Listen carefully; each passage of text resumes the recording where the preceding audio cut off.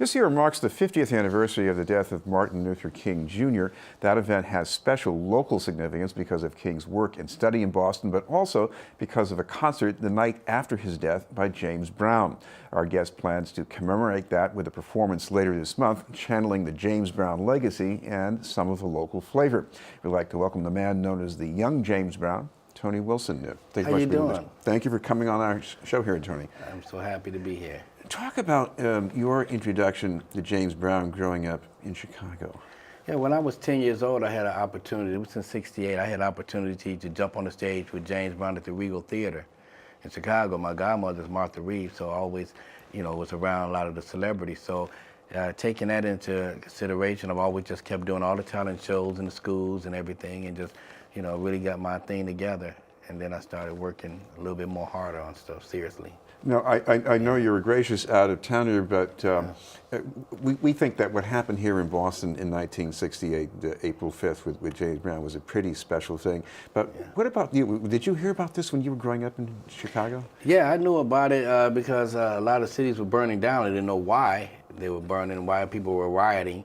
But our whole main focus was because Martin Luther King was assassinated, so everybody was upset, and I felt, okay, that was the reason. And then I found out later that was the reason.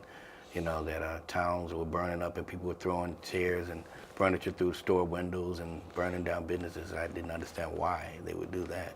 Well, of course, people were expecting that same thing to happen in Boston the night after the assassination. And one of the things that happened to prevent that from coming to play was that James Brown's concert was not canceled. And instead it was put on television so everybody could stay home and watch it. But what about the importance of James Brown? And put yourself in the minds of the people watching him at home on TV. What was going on?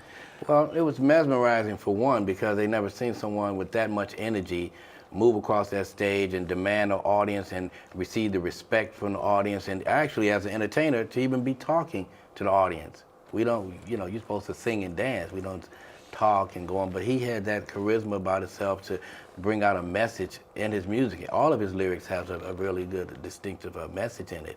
And I thought that sitting back as a young boy watching James Brown on there was like unbelievable how he handled the crowd and handled the kids that were on there, and they were being pushed off the stage, and he handled that very gracefully. We're going to show an excerpt from one of those songs that you're doing called Get It Together. And let's welcome the young James Brown!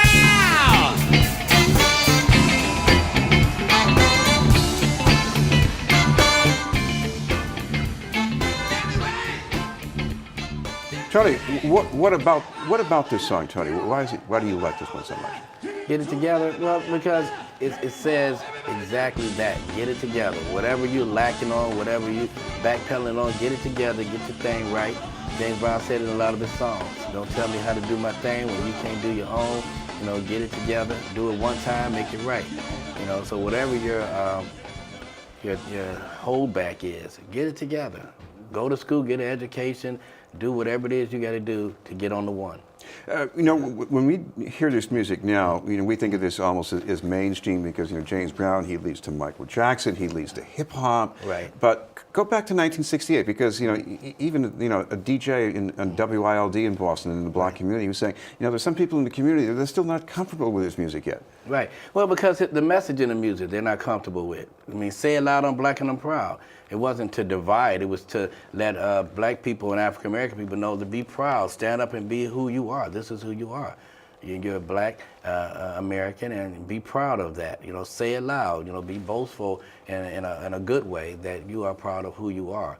And, that's what's really important, even today.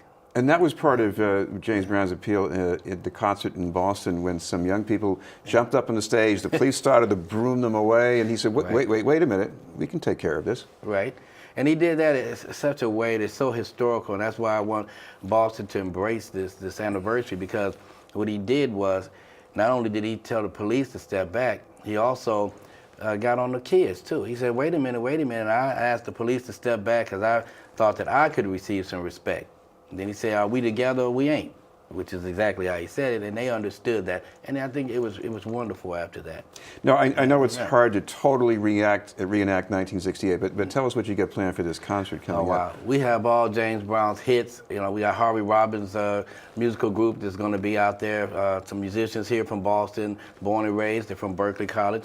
And we're getting ready to recreate not only that, but we're going to do it in a way where everybody knows all of the songs. They know the songs. I Feel Good, Papa's Got a Brand New Bad Sex Machine. The signature songs that were at the Boston Garden at that time was I Can't Stand It, Get It Together, There Was a Time. You know, with those are all songs that are relevant today. Of course, one thing we also have to remind people of the difference between listening on the radio and being at a performance, and you see this interplay between the singer and the band. Talk about that. Well, James Brown, he gave them a part. You understand, musically. So if he gave them, like Goodfoot, the first guitar is dun dun dun dun dun dun dun. So he gave them that part, so he knows very well if that part is not being played. That's why we turn around and find them. He'd look at their shoes and see they're not shined. He'll look and see that they're looking at one of the girls. And he knew that. And he'd turn around and he'd just start finding you. Because he wanted you to be respectful, and he wanted their band to be militant. And that's how he treated them. So people won't miss it, we should make sure we know the time and place of this concert? Yeah, this concert is going to be at 8 o'clock p.m. It's going to be at the Regent Theatre in Arlington, Massachusetts.